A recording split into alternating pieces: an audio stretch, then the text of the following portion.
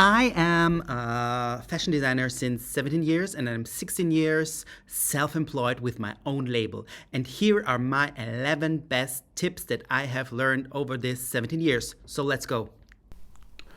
First of all, you need to understand that it's a good design when it's sold.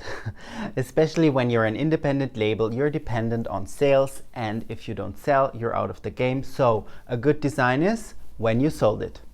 The next one is a little bit tough. If things don't work out, don't stick to them. For example, you have a men's and a women's wear collection. The men's wear collection is not selling or there's too many problems. Do not stick to them.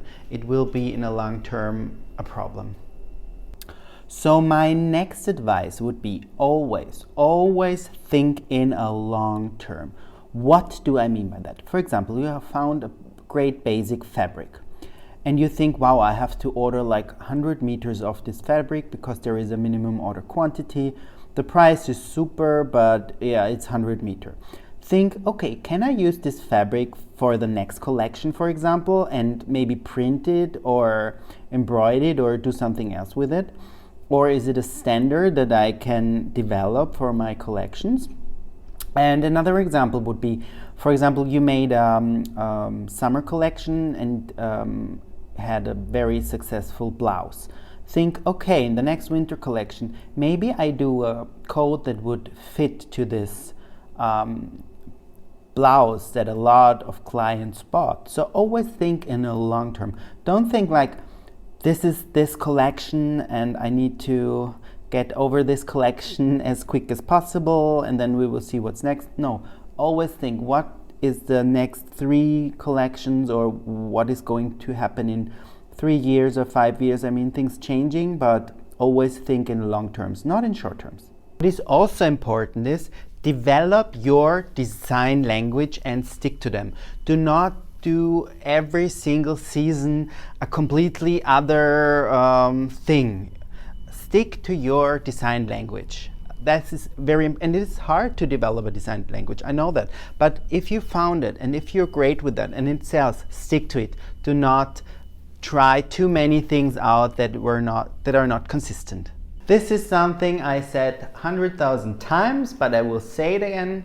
You need to know your target audience. If you don't know what your target audience wants, then you are not able to design the best collection for them and it will not sell. You have to develop super great communication skills. I see this so often. Maybe your communication with your clients is not perfect, or your production companies, or the fabric dealer and so on. Be clear and very good in communicating with other people. Maybe for business partners or also for clients. So you need to have a super great communication skills. Train them, be clear, not to be confusing, and so on. So everybody knows what you want.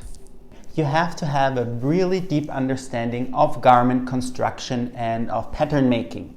I don't say that you have to make all your patterns yourself, but you have to know everything about pattern making or specific things in your field, what you need, so you can give it to somebody and explain what you really know, what you really like and how it's going to be done. So you maybe think, okay, I did a fashion school and didn't know everything about garment construction.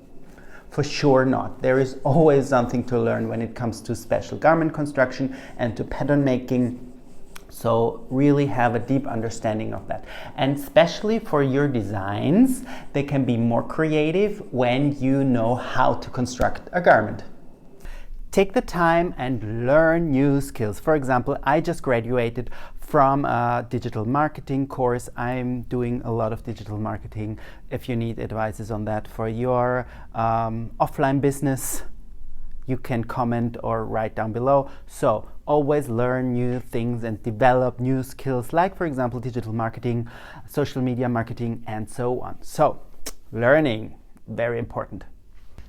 You have to understand that the design and the production phase of your collection is not the hardest thing.